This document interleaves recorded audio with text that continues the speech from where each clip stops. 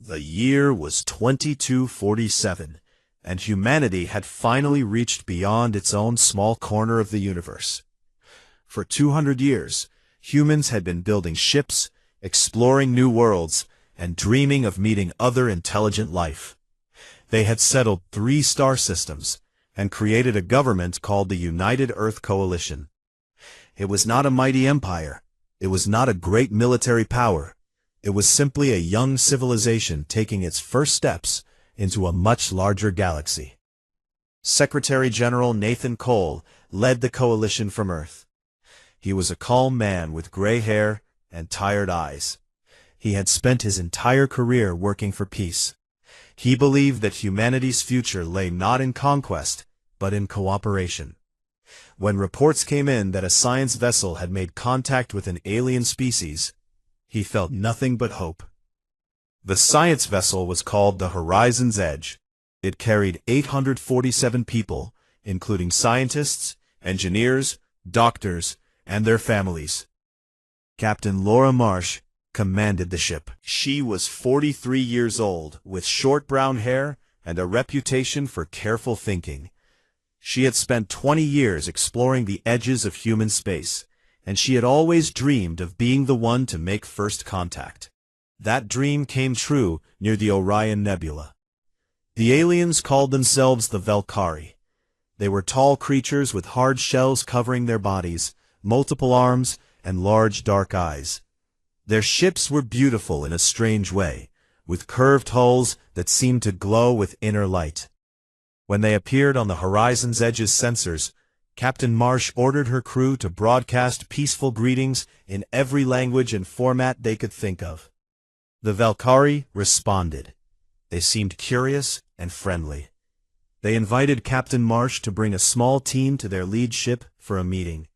She accepted without hesitation. The meeting took place in a large chamber filled with soft blue light. Captain Marsh brought 5 of her senior officers with her. They wore their best uniforms and carried gifts representing Earth's culture, music recordings, artwork, seeds from Earth's forests. They wanted to show the Valkyrie that humanity came in peace. The Valkyrie leader was called Zethral. He was taller than the others, and his shell was marked with golden patterns that seemed to indicate rank. He listened to Captain Marsh speak about humanity's hopes for friendship between their species. He examined the gifts with what seemed like genuine interest. He asked questions about Earth, about human history, about their technology. Captain Marsh answered everything honestly. She had nothing to hide. When the meeting ended, Zethral thanked the humans for coming.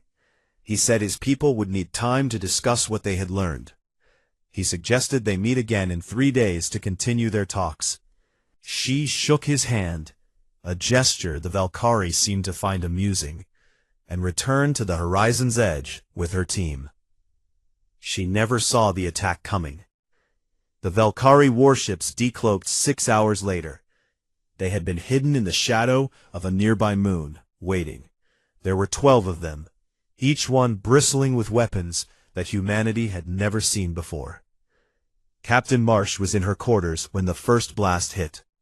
The ship shook violently, throwing her to the floor. Alarms began screaming throughout the vessel. She ran to the bridge as fast as she could, her heart pounding in her chest. The scene on the bridge was chaos. Screens showed enemy ships surrounding them from all directions. The Horizon's Edge was a science vessel. It had only minimal defensive shields and no real weapons. It was never designed to fight. Lieutenant Commander Kevin Shaw was at the communications station. His face was pale with shock. He looked up at Captain Marsh as she entered. "They're not responding to our hails," he said. "They're just firing." Another blast rocked the ship. Somewhere in the lower decks, an explosion killed 30 people in an instant. The lights flickered. Smoke began to fill the air. Captain Marsh understood then what was happening. This had never been a peaceful meeting. The Valkyrie had never intended friendship. They had simply wanted to learn about humanity before destroying them. "Get me a channel to Earth," she ordered. "Any channel, now." Lieutenant Commander Shaw worked frantically at his console. The ship was taking hit after hit. Systems were failing everywhere. But somehow, he managed to establish a connection. Captain Marsh looked into the camera. She knew this would be her last message. "This is Captain Laura Marsh of the Horizon's Edge," she said. Her voice was steady, despite the chaos around her. "We made peaceful contact with a species called the Valkyrie near the Orion Nebula. They betrayed us. They are destroying our ship. We have no weapons to fight back. All 847 souls aboard will be lost." She paused as another explosion shook the bridge. A support beam fell and crushed the navigation officer. Captain Marsh did not look away from the camera. "Warn Earth," she continued. "They deceived us completely. They smiled and asked questions and learned about us, and now they are killing us.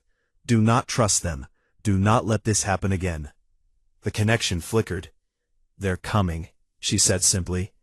The transmission ended. The Valkyrie finished destroying the Horizon's Edge in less than 10 minutes. They were thorough. They wanted no survivors, no escape pods, no evidence of what had really happened. When they were done, they collected the debris and disposed of it in the heart of a nearby star. Then Zethral sent a report to the Galactic Council. The Galactic Council was the governing body of civilized space. It had existed for over 50,000 years and included representatives from hundreds of species. The elder races who dominated the council considered themselves wise and enlightened. They had seen countless younger species rise and fall over the millennia. In his report, Zethral described humanity as a dangerous and aggressive species that had threatened Valkyrie territory. He claimed that the humans had attacked first and that the Valkyrie had been forced to defend themselves. He recommended that humanity be classified as a threat to galactic peace, and that no further contact be allowed. The Council accepted this report without question. The Valkyrie were respected members of galactic society. Humanity was unknown and insignificant. Why would anyone doubt Zethral's account? And so the matter was closed. The Council moved on to other business. The death of 847 humans was noted in the records and promptly forgotten. But on Earth, Captain Marsh's final transmission had arrived. Secretary General Nathan Cole watched it alone in his office. He watched it 3 times. He watched the fear in her eyes as she tried to remain calm. He watched the bridge explode around her. He watched her final words, "They're coming." He sat in silence for a long time after the transmission ended. Then he picked up his phone and called an emergency meeting of the Coalition Assembly. The Valkyrie believed they had eliminated a minor annoyance before it could become a problem. They believed humanity was weak, primitive, and easily destroyed. They were about to learn how terribly wrong they were. The emergency session of the United Earth Coalition Assembly took place in Geneva 3 days after Captain Marsh's final transmission reached Earth. Every representative from every human colony was present, either in person or through secure video link. The chamber was completely silent as Secretary General Nathan Cole walked to the podium. He did not look like the same man who had celebrated first contact just weeks before. His face was hard now. His eyes were cold. When he spoke, his voice carried a weight that made everyone in the room lean forward to listen.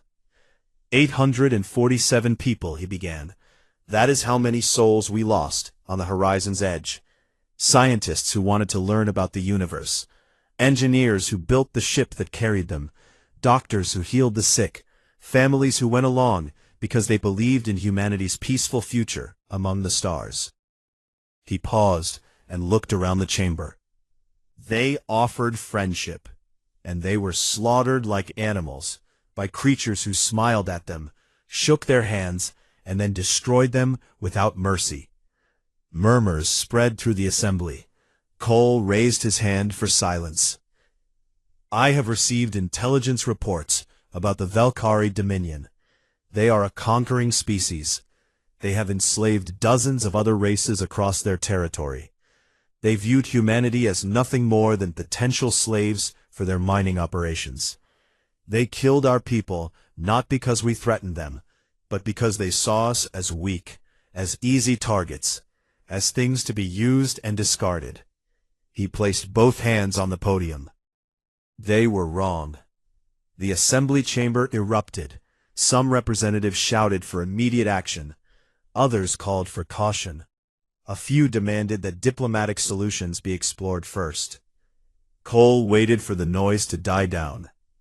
"I am not asking for your approval," he said quietly. "I am informing you of what will happen. As of this moment, the United Earth Coalition is at war with the Valkyrie Dominion. We will not negotiate. We will not seek mediation. We will not stop until justice has been served." The vote was unanimous. Within hours, the transformation of humanity began. Admiral Grace Sullivan was stationed near the outer colonies when she received the recall order. She was 51 years old, with silver-streaked black hair and the kind of presence that made younger officers straighten their backs when she entered a room. She had commanded the First Fleet for 10 years and had never lost a ship under her command. When she arrived at Earth, Secretary General Cole met her personally. "I need you to do something that has never been done before," he told her. "I need you to turn humanity into a force that can make an empire tremble." Admiral Sullivan did not hesitate. "How long do I have?" she asked. "1 year," Cole replied. She nodded once. "It will be enough." What followed was the most remarkable military mobilization in human history. Every shipyard in human space shifted to war production. Factories that had made civilian goods now produced weapons, armor, and ammunition. Scientists who had studied peaceful applications of technology now focused on destruction. The Retribution-class dreadnought was designed in 6 weeks and built in 2 months. It was the largest warship humanity had ever created. Each one measured over 2 kilometers long and carried enough firepower to devastate an entire planet. They were painted black as space itself, with a single white symbol on their hulls, representing the horizon's edge. By the end of the year, there were 50. But Admiral Sullivan knew that ships alone would not win this war. She needed soldiers who could fight on the ground, sabotage enemy infrastructure, and strike fear into Valkyrie hearts. That was where Colonel Danny Ortiz came in. Colonel Ortiz was a small man with dark eyes and a quiet voice. He did not look dangerous. He looked like someone who might teach history at a university. But he had spent 20 years in special operations, and he understood something that most military leaders forgot. War was not just about killing the enemy. It was about making the enemy afraid. He created the Spectre Corps. The soldiers who joined were volunteers from every branch of the military. They were the best of the best, but that was not enough for Ortiz. He trained them in ways that pushed human limits. They learned to survive in any environment. They learned to move without being seen or heard. They learned to use the enemy's own technology against them. They learned that mercy was a luxury they could not afford. "The Valkyrie think we are soft," Ortiz told his recruits during their final training exercise. "They think we are weak primitives who will break at the first sign of resistance. We are going to show them what happens when you make humanity angry. We are going to visit their worlds and destroy everything they value. And when they beg us to stop, we are going to remember the 847 people who begged them for mercy and received none." The recruits listened in silence. Every single one of them had lost someone on the horizon's edge. A friend, a family member, a loved one. They did not need motivation. They needed direction. Ortiz gave them both. Meanwhile, the Galactic Council watched with growing unease. Their intelligence networks reported strange activity in human space. Military exercises on an unprecedented scale. Billions of humans working together with a single-minded focus that no one had ever seen before. Ambassador Trivex of the Valkyrie Dominion dismissed these reports. "They are primitives," he said during a council session. "They cannot possibly threaten us. Our technology is centuries ahead of theirs. If they attempt to retaliate, we will simply destroy them more thoroughly." High Counselor Miratha of the Drellin hegemony was not so certain. "We have seen their transmissions," she said carefully. "Their leader spoke of war in terms that trouble me. There was no anger in his voice, no passion, only cold determination. I have seen many species rise and fall over my lifetime. The dangerous ones are never the ones who rage and threaten. The dangerous ones are the ones who go quiet." Trivex laughed. "You worry too much, Counselor. The humans are a minor nuisance that has already been dealt with. In a year, they will be forgotten." Miratha said nothing more, but she began making quiet preparations of her own. On Earth, the year passed quickly. Admiral Sullivan drilled her fleet until every captain could anticipate her orders before she gave them. Colonel Ortiz inserted advance teams into Valkyrie space, mapping targets and identifying weaknesses. Secretary General Cole spoke to the human population, not with speeches of hatred, but with calm promises of justice. "We did not start this war," he said in his final address before the fleet departed. "We did not want this war, but we will finish it, and when we are done, the galaxy will know that humanity is not to be dismissed. We are not to be ignored, and we are never ever to be betrayed." The fleet launched on the anniversary of the Horizon's Edge massacre. 200 warships, 50 dreadnoughts, 10,000 Spectre Corps soldiers, and behind them, the full industrial might of a species that had united around a single purpose: revenge. The Valkyrie had no idea what was coming. The Valkyrie home system was called Zeth Prime. It contained 7 inhabited planets, countless space stations, and the largest military installation in the Dominion. For 10,000 years, no enemy had ever reached it. The Valkyrie believed it was untouchable. They were wrong. Admiral Grace Sullivan's fleet arrived without warning. The human ships emerged from faster-than-light travel in perfect formation, spreading out across the system like a net closing around prey. 200 warships, 50 dreadnoughts, and at the center of the formation, Admiral Sullivan's flagship, the Defiance. The Valkyrie defense fleet responded immediately. Over 300 ships moved to intercept the human invaders. They outnumbered the humans and had superior technology, or so they believed. Their commander, High Admiral Kelvath, broadcast a message to the incoming fleet. "Primitive creatures," he said, "you have made a terrible mistake. Turn back now, and perhaps we will be merciful. Continue forward, and you will be destroyed." Admiral Sullivan did not respond. The two fleets closed the distance. The Valkyrie fired first, launching thousands of missiles and energy beams at the human formation. It was a devastating display of firepower that should have crippled the enemy before the real battle even began. But the human ships did something unexpected. They did not try to dodge or evade. Instead, they activated shield systems that the Valkyrie had never seen before. Blue energy barriers flickered around each vessel, absorbing the incoming attacks. These shields were based on Valkyrie technology. Human scientists had captured debris from a Valkyrie probe 3 years earlier, and spent every moment since then studying it. They had not just copied the alien shields, they had improved them. High Admiral Kelvath felt the first hint of fear as he watched his opening barrage fail.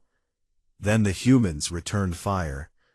The Retribution-class dreadnoughts had been designed for one purpose: destruction.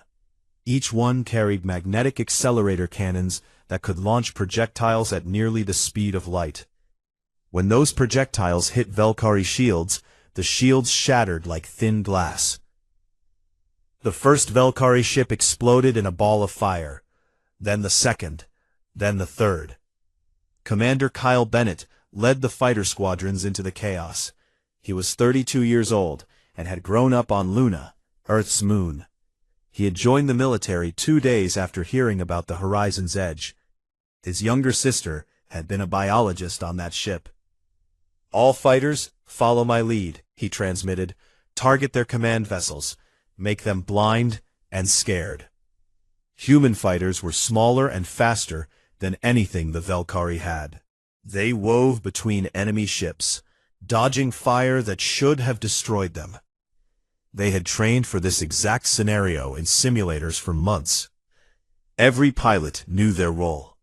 Every pilot knew what was at stake. Commander Bennett spotted the Velkhari flagship, a massive vessel covered in golden decorations. High Admiral Kelvath was on that ship. Bennett pushed his fighter to maximum speed. The flagship's defenses tried to stop him. Automated guns tracked his approach and filled the space around him with deadly fire. But Bennett was flying on instinct now, his body reacting faster than conscious thought. He rolled, dove, and twisted through the barrage without slowing down. He fired his missiles at the flagship's bridge. The explosion was visible from 1,000 kilometers away. The flagship's forward section disintegrated, taking High Admiral Kelvath and his entire command staff with it. When it was over, 287 Velkhari ships had been destroyed.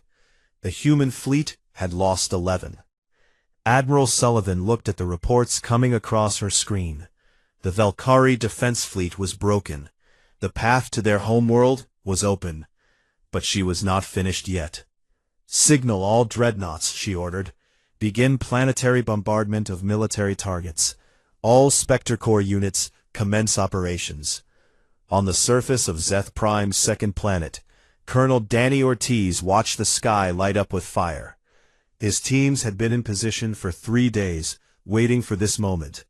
They had mapped every power station, every communication hub, every military installation on the planet. "All units," he transmitted quietly, "execute." The sabotage was simultaneous and devastating. Power grids shut down across entire continents. Communication networks went dark. Military bases found their weapon systems locked and their vehicles disabled. The Velkhari civilians woke to a world that had suddenly stopped working. Panic spread faster than the darkness. The Velkhari had never experienced anything like this. They were a species that had spent centuries conquering others. They had forgotten what it felt like to be the ones who were afraid. Ortiz and his teams moved through the chaos like ghosts. They did not kill randomly. They targeted military leaders, government officials, and anyone who tried to organize resistance. Each death was a message. Each destroyed facility was a reminder. "You thought humanity was weak. You were wrong." Admiral Sullivan transmitted a message to any Velkhari who could still receive it. Her voice was calm and cold. "This is Admiral Grace Sullivan of the United Earth Coalition. 1 year ago, you destroyed our science vessel Horizon's Edge and murdered 847 innocent people. Today, we have killed 847,000 of your people in response. This is not revenge. This is a lesson. You called us primitives. You said we were easy targets. You were wrong." She paused. "We will leave your system now, but we will return. We will keep returning until you understand that there are consequences for what you did. Pray to whatever gods you believe in. They cannot save you from us." The human fleet withdrew in perfect order, leaving behind a shattered defense force and a terrified population. Colonel Ortiz and his teams were extracted without losing a single soldier. Waya, the Galactic Council received news of the battle within hours. Emergency sessions were called. Representatives who had dismissed humanity as insignificant now stared at reports showing impossible numbers. 200 human ships had defeated 300 Velkhari ships in 14 minutes. Ground forces had crippled an entire planet's infrastructure in less than an hour. High Counselor Maratha read the reports 3 times before she spoke. "I warned you," she said to Ambassador Trevex, who sat pale and silent in his seat. "I warned all of you. These humans do not fight like other species. They do not posture and threaten. They prepare, they strike, and they win.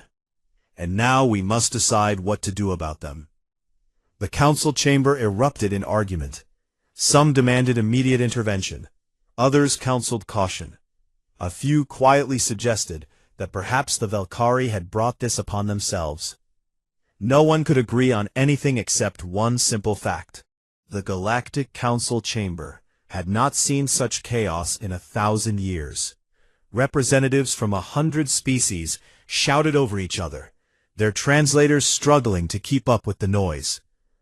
At the center of it all, Ambassador Trevex of the Valkyrie Dominion stood at the speaking platform, his voice rising above the chaos. "We demand action," he declared. "Humanity has committed an act of war against a member of this council. They have slaughtered hundreds of thousands of our citizens. They have destroyed our fleet. They have violated every principle this council stands for. You must condemn them. You must send your fleets to destroy them before they threaten all of civilized space." High Counselor Myratha of the Drellin hegemony waited for the noise to die down before she responded. "You ask us to condemn humanity," she said slowly, "but let us remember how this began. You told this council that humanity attacked you first. Was that true, Ambassador?" Trevex hesitated for just a moment. That hesitation told everyone in the chamber what they needed to know. "The circumstances of the initial contact are not relevant," he said finally. "What matters is what they have done to us now." "It is entirely relevant," Maratha replied. "If you lied to this council, if you murdered those humans without provocation, then what they have done is not aggression. It is justice." The chamber erupted again. Species that had long resented Valkyrie arrogance voiced their support for Maratha's words. Others who feared human expansion shouted her down. The debate raged for hours. In the end, the council reached a compromise. They would not condemn humanity outright. Instead, they would send an ultimatum demanding that humanity cease all military operations and accept council mediation. If humanity refused, the council would authorize collective action against them. The ultimatum was transmitted to Earth the next morning. Secretary General Nathan Cole received it aboard the command ship Defiance, where he had traveled to personally oversee the war effort. Admiral Sullivan stood beside him as he read the council's demands. "They want us to stop," Cole said quietly. "They want us to accept mediation from the same council that believed Valkyrie lies and let our people die." Sullivan said nothing. She could see the anger in Cole's eyes, carefully controlled but burning bright. "They gave us a week to respond," Cole continued. "I will give them my answer now." He ordered the communication officers to broadcast his response to every species with faster-than-light communication capability. What followed would be remembered across the galaxy for generations. "This is Secretary General Nathan Cole of the United Earth Coalition," he began. His voice was calm, almost conversational. "I have received the Galactic Council's ultimatum, demanding that we cease our operations and accept your mediation. I will now give you my response." He paused. 847 souls. That was the crew of our science vessel Horizon's Edge. They were not soldiers. They were not warriors. They were scientists, doctors, engineers, and their families. They went into space to learn, to explore, to make friends with other species. They approached the Valkyrie with gifts and open hands and honest hearts. His voice hardened. And the Valkyrie smiled at them, learned everything they could about us, and then murdered every single one of them. Not in battle, not in war, in cold blood, while they were helpless and trusting. And when it was done, the Valkyrie went to your council and lied. They said we attacked first. They said they were defending themselves. And you believed them. Cole leaned closer to the camera. You did not investigate. You did not ask for evidence. You simply accepted the word of murderers because they were old and powerful, and we were young and unknown. You let our dead go unavenged because you did not think we mattered. He straightened. So no, we will not stop. We will not negotiate. We will not accept mediation from a council that enabled genocide. And if any species wishes to stand with the Velkhari, then they will fall with the Velkhari. This is not a threat. It is a promise. The transmission ended. Within 3 days, 3 council member species announced that they would support the Velkhari militarily. The Keth Assembly, a proud warrior race. The Jorvani Collective, masters of advanced technology. The Murin Unity, with their vast resources. Together with the remains of the Velkhari fleet, they assembled over 600 warships at a system called Nexus Prime. They believed their combined might would crush humanity easily. Admiral Sullivan met them with a fleet that had grown to over 1,000 ships. Human production had not slowed. Every week brought new dreadnoughts, new fighters, new weapons. Humanity was not just fighting a war. They were becoming something the galaxy had never seen before. The Battle of Nexus Prime began at dawn, local time. The coalition forces arranged themselves in a traditional defensive formation, their combined firepower creating overlapping fields of fire. It was a strategy that had won countless battles over thousands of years. They expected the humans to charge directly into their guns. Admiral Sullivan did something different. The first engaged the coalition head-on, drawing their attention and their fire. The second circled around the system, using the cover of a gas giant to hide their approach. The third, led by Captain Brooke Patterson on the Resolute, waited in reserve. The coalition commanders focused on the attacking force, confident they were winning. Their sensors showed enemy ships taking damage, falling back. They pressed forward, eager to finish the battle quickly. That was when the second group struck their flank. 100 human dreadnoughts emerged from behind the gas giant, their weapons already firing.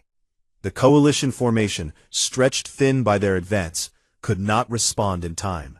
Ships exploded, communications broke down, panic began to spread. Captain Patterson watched the chaos from her position. She was 38 years old, with calm gray eyes and a reputation for patience. She had waited her entire career for a moment like this. All reserve units, she transmitted. Target the Keth flagship. Full assault. The Keth were the backbone of the coalition force. Their flagship carried their commanding admiral and coordinated their entire fleet. If it fell, the Keth would lose their ability to fight as a unified force. Patterson led the charge personally. The Resolute was smaller than the dreadnoughts, but faster and more maneuverable. She dove through the crossfire, her crew working in perfect coordination around her. Enemy fire scored hits on her shields, but they held. The Keth flagship tried to retreat. It was too slow. Patterson fired everything she had at its engines. The massive vessel shuddered, then stopped moving. Before the Keth could restore power, 3 dreadnoughts arrived and finished the job. The Keth Admiral's final transmission was captured by human recorders. "How are they everywhere at once?" he said, his voice filled with disbelief. "How are they doing this?" Then his ship exploded. The coalition forces broke. The Jorvani retreated first, their collective mind recognizing that the battle was lost. The Mirren followed moments later. The remaining Velkhari ships were surrounded and destroyed. When the battle ended, humanity had lost 47 ships. The coalition had lost over 400.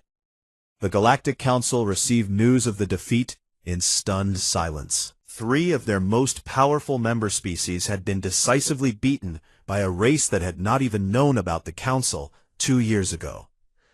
High Counselor Maratha looked at the frightened faces around her. "I believe," she said quietly, "that we need a new approach to the human problem." 2 years after the war began, the Valkyrie Dominion surrendered. The ceremony took place on a Valkyrie world called Harvest Moon, once a thriving agricultural colony, now a broken reminder of what humanity could do when provoked. Secretary General Nathan Cole arrived with Admiral Grace Sullivan and a delegation of senior military officers. Colonel Danny Ortiz stood quietly in the background, his presence a reminder of the invisible war his Spectre Corps had waged across Valkyrie space. On the other side of the table sat the Valkyrie leadership. Zethral, the same commander who had ordered the destruction of the Horizon's Edge, was not among them. He had died 6 months earlier, when a Spectre Corps team infiltrated his fortress and left him with a simple message written on the wall: 847.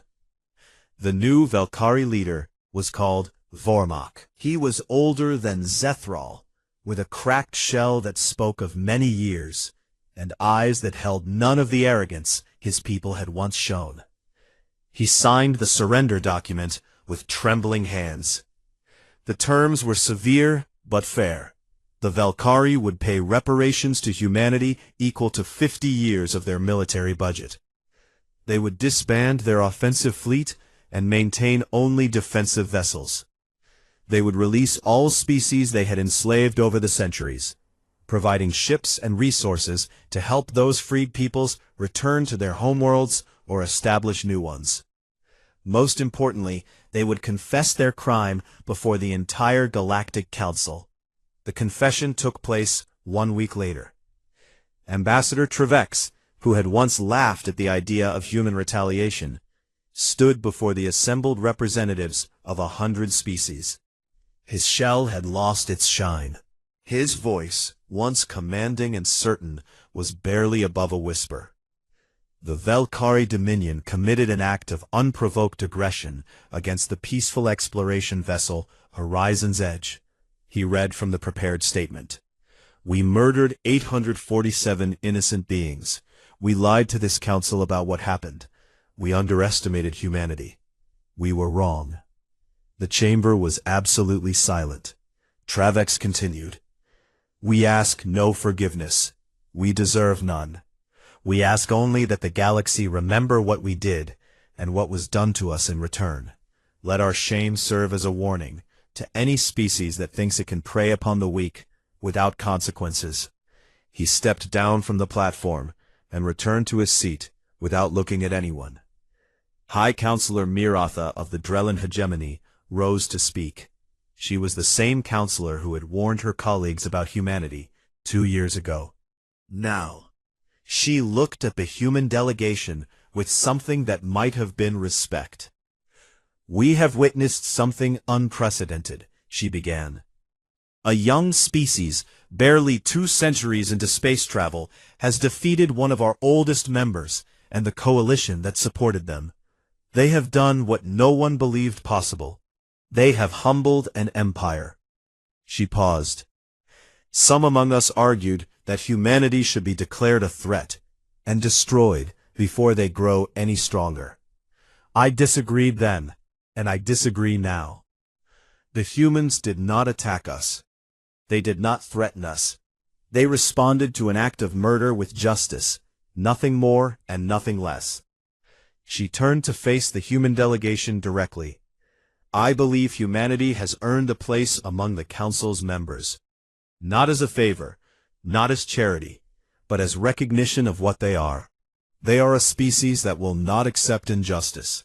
They are a species that will not bow to those who think themselves superior. And I believe we need that. We have grown comfortable in our power. We have forgotten that actions have consequences. Humanity has reminded us." The Council voted. It was not unanimous, but the margin was large. Humanity was offered full membership in the Galactic Council. Ambassador Megan Price stepped forward to accept on behalf of her species. She was 50 years old, a career diplomat who had lost her brother on the horizon's edge. She had spent 2 years watching humanity fight and die for justice. Now she would speak for them in the halls of galactic power. "We accept your offer," she said simply, "but we want everyone here to understand something. We did not fight this war for seats on your council. We did not fight it for territory or resources or power. We fought it because 847 of our people died alone in the dark, betrayed by those who should have welcomed them." She looked around the chamber. "We will join your council. We will work for peace. We will be fair and honest partners to any species that treats us the same way. But we will never forget what happened. And if any species thinks to test humanity again, they will find us exactly as ready, exactly as merciless, and exactly as patient as we were this time." She paused. "This is not a threat. It is a promise." The chamber erupted in murmurs. Fear, respect, and grudging admiration mingled among the assembled species. No one quite knew what to make of these humans. They were polite but uncompromising, diplomatic but dangerous, peaceful but never passive. In the back of the human delegation, Colonel Danny Ortiz watched silently. His Spectre Corps units were already being recalled, their mission complete. But he knew they would be needed again someday. The galaxy was vast and full of dangers. Admiral Grace Sullivan stood beside Secretary General Cole, watching the council's reaction. "Do you think they understand?" she asked quietly. Cole considered the question. "Some of them," he said, "the smart ones. The others will learn, one way or another." Sullivan nodded. She had spent 2 years fighting a war she never wanted. Now it was over. But she knew better than to believe that peace would last forever. "What happens now?" she asked. "Now we build," Cole replied. "We grow, we prepare, and we make sure that no one ever makes the mistake of thinking us weak again." 10 years later, a memorial stood on Earth's moon, visible from the surface below. It was a simple structure, a tall pillar of white stone, surrounded by a garden of flowers that had been genetically modified to survive in the lunar environment. On the pillar, 847 names were carved in letters that would last for millennia. At the base, words were etched into the stone. They reached for the stars in peace. They were answered with betrayal. So we reached back with war, and the stars learned to remember. Admiral Grace Sullivan, now retired, visited every year on the anniversary of the massacre. She walked slowly through the garden, reading the names she had memorized long ago. Captain Laura Marsh, Lieutenant Commander Kevin Shaw, all the others who had died, hoping that humanity would find friends among the stars. She stopped at the base of the pillar and looked up at the distant stars. Somewhere out there, new species were being born, new civilizations were rising, and someday they would hear the story of humanity. The young species that shocked a galaxy, the small civilization that humbled an empire, the peaceful explorers who became merciless warriors when peace was taken from them. Let them hear the story, Sullivan thought. Let them understand what it means. She smiled, just slightly. And let them remember. The war was over, but the legend was just beginning.